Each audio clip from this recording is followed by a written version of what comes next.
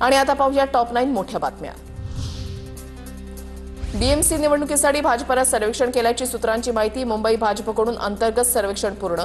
ठाकरे बंधू एकत्र आल्यास काय चित्र असेल याचाही भाजपनं घेतला आढावा, सूत्रांची माहिती। मुंबईमध्ये भाजप मोठा भाऊ तर शिवसेना लहान भाऊ असणार आणि ठाण्यामध्ये शिवसेना मोठा भाऊ तर भाजप छोटा भाऊ असणार, सूत्रांची माहिती। नागपूर मनपा निवडणुकीसाठी प्रभाग रचना बदलण्याची शक्यता। ओबीसी आरक्षणामुळे निवडणूक लांबल्यानं आता दुसऱ्यांदा प्रभाग रचना केली जाणार असल्याची माहिती। शरद पवार आणि अजित पवार एकत्र येण्याबाबत पावलं उचलली जात आहेत। शरद पवार आणि अजित पवारांनी एकत्र येणं पक्षासाठी आणि राज्यासाठी गरजेचं, अजित पवारांच्या राष्ट्रवादीचे नेते धर्मराव बाबातराम यांचं विधान। वाल्मिक कराडची चल आणि अचल संपत्ती जप्त करा, राज्य सरकारची न्यायालयामध्ये भूमिका। सुनावणी दरम्यान सरकारकडून न्यायालयामध्ये अर्ज सादर।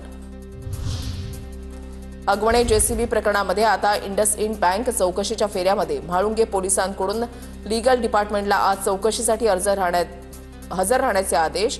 जेसीबी कोणी जप्त केला, शशांकने ताबा कसा घेतला याची चौकशी होणार।